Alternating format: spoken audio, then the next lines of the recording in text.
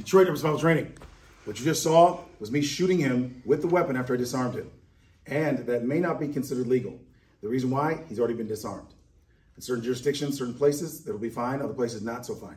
This is why it's imperative you have decision-making built into your techniques and your tactics. So we consider techniques to be the foundation of movement, strategy being the objective of why you're using that technique, vital, and then when we combine those two together, the strategy and technique, they combine together when you're trying to achieve an objective to form what we call a tactic.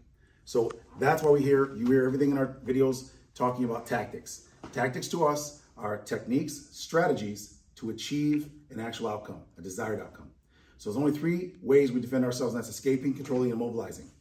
Most importantly, you must understand psychology so you understand how the situation that you're involved in is legal or illegal based on how it's going to be interpreted by others, not you. What makes something legal or illegal is not your feelings of threat.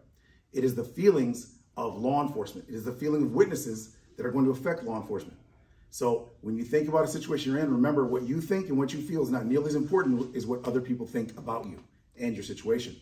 This will determine whether you get to go home with your family or whether you have to go to prison just because of how other people interpreted your actions. This is why we teach how to articulate legal situations in a legal manner. So if you're doing something illegal, then you shouldn't be doing that. But if you're doing something that other people think is illegal, but you literally were taking an action to protect yourself or others, but you did it with the idea that you were defending yourself legally, then you need to understand the law in order to do that. The law is the foundation of every self-defense situation.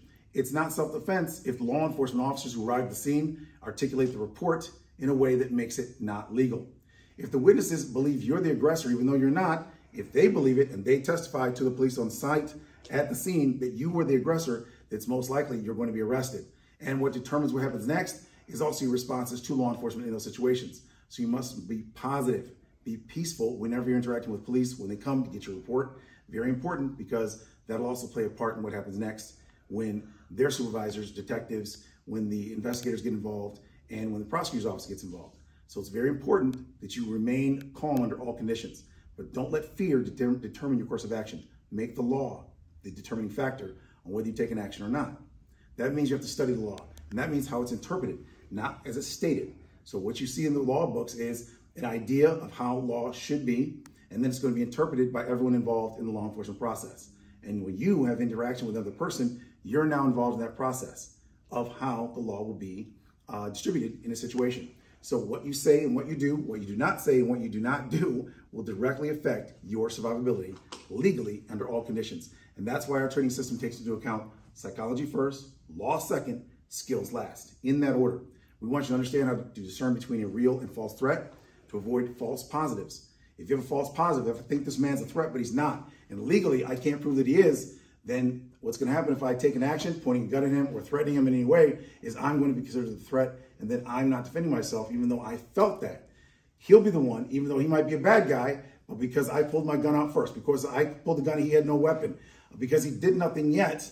In the legal system in many places, the fact he didn't do anything yet, even though I believed he was, even though I thought he was going to attack me, that doesn't matter in many places. So what will happen is I will be in trouble because I used or even threatened him with a weapon just because I felt he was a threat, but I could not prove that he was. This is why it's imperative to understand the law, so you know that you don't put yourself in a situation where you are in a condition where you'll be considered the illegal person, even though you're the good person who's just defending themselves and others. So your skills, your physical skills are just important. If you're going to defend yourself against someone, you can't just say, because I was scared, I struck the person in the throat.